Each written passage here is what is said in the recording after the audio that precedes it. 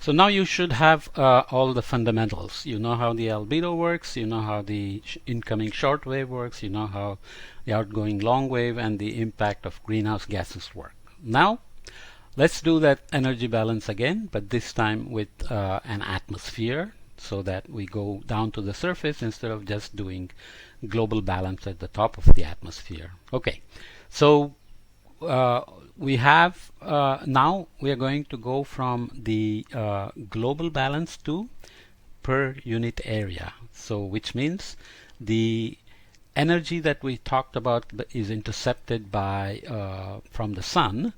Remember S0 times pi a squared, and then we subtracted alpha p times pi S0 pi a squared as reflected. That has to be divided by 4 pi a squared because energy is intercepted over the whole Earth. So at each square area, the average intercepted has to be distributed over the surface. Just think about it. When we did global balance, we just did 4 pi a squared because that's the average energy intercepted by the Earth. But Earth is rotating, and that intercepted energy is being distributed on the surface. Area of the surface is 4 pi r squared, 4 pi a squared, right?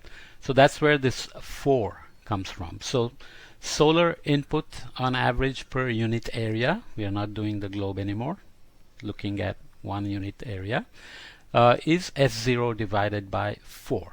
We have cancelled the pi a squared because we divided by 4 pi a squared, so we just have 1 over 4.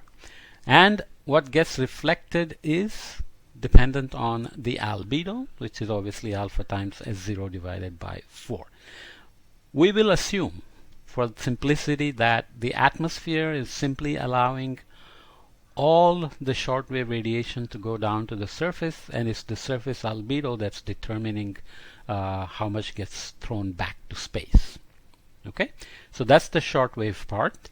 Whatever hits the surface is going to warm the surface, evaporation, etc. But we will simplify it by saying that there is one layer of atmosphere above the surface, which is completely opaque to the energy coming from the surface. Remember, surface is also going to act like a black body radiation. So it's going to take all this energy coming as shortwave, and it's going to produce a surface temperature, which we haven't said what it is.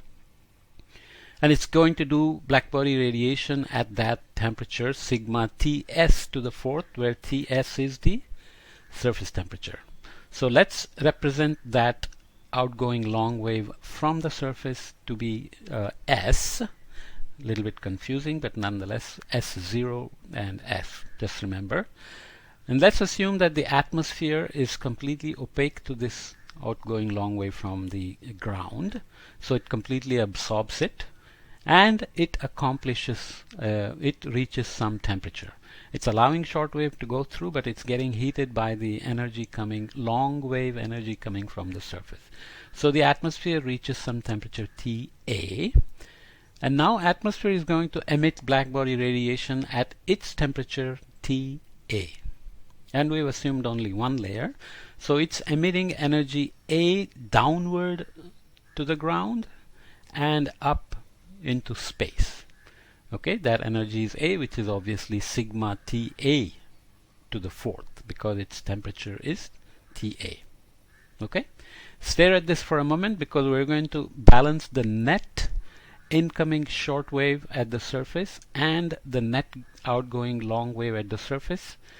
Okay, so net outgoing long wave at the surface is going to be S, that it's losing to the atmosphere, and A, that it is gaining from the atmosphere. So ground has now short wave and the long wave coming from the atmosphere. Very, very straightforward. Okay, so average solar energy flux at the surface is S0 pi a squared, which is intercepted by all of Earth, divided by the surface area, because we are distributing that energy over the whole surface, so S0 over 4. And the atmosphere is reaching a temperature of Ta, and its outgoing long wave radiation to space is sigma Ta to the fourth. So we have to balance sigma Ta to the fourth with 1 or 4 times 1 minus alpha p S0 for the top of the atmosphere, one layer, which is what we had done before, and we called it TE. It's the effective emission temperature to space. Very simple, don't get confused. We're just balancing the net short wave coming in and the net long wave going out at the top of the atmosphere. But the sigma Ta to the fourth of the atmosphere is also going down towards the ground. Okay, so remember we used two arrows here. We used A up, which is lost to space, and A down, which is going to the ground. Okay, so we have A down, which is also sigma Ta to the fourth, but Ta is the same as emission temperature, so you can also write it as sigma Te to the fourth, and surface is emitting upward long wave, which obviously is sigma Ts to the fourth. Very, very simple equations we are writing so far. So let's do the energy balance for the surface. Surface is losing energy of S going up, which is sigma Ts to the fourth.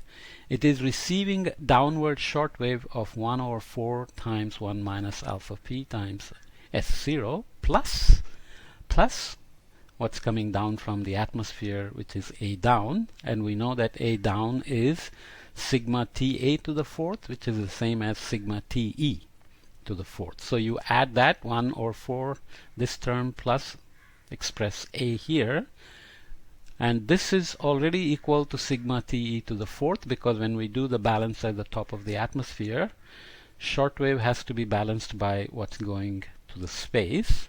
So this is also equal to sigma Te to the fourth. Very simple. So you have sigma Ts to the fourth equals 2 sigma Te to the fourth. This is what greenhouse gas gives us in a very simple sense. Okay, there is an atmosphere which is able to absorb the outgoing long wave from the surface and then emit back to space and back to Earth. Hence, the first thing that the greenhouse effect does is increase the surface temperature with respect to the emission temperature of the atmosphere. Atmosphere is emitting to space at Te, but the surface is 2 to the 1/4 times Te. 2 to the 1/4 is obviously greater than 1. Hence, greenhouse effect warms the surface with respect to its emission temperature to space. That's the first big principle you learned, and you must go through these equations and make sure you understood it. So you plug in the numbers and you get Ts equals 3003 Kelvin. Is that the average surface temperature of Earth? Obviously not. What is the average surface temperature of the Earth?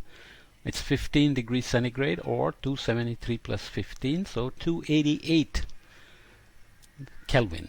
But this is warmer by 15 degrees, so instead of getting a little greenhouse effect, we have gotten 33 degrees or whatever, 30 degrees of Kelvin addition. But because we made an assumption that the Earth is just one layer, we'll see quickly that that's not realistic. We have to add multiple layers because the atmosphere is a continuously stratified medium, and the emission is not just happening from one layer, but is happening from multiple layers, and we'll see that in a minute.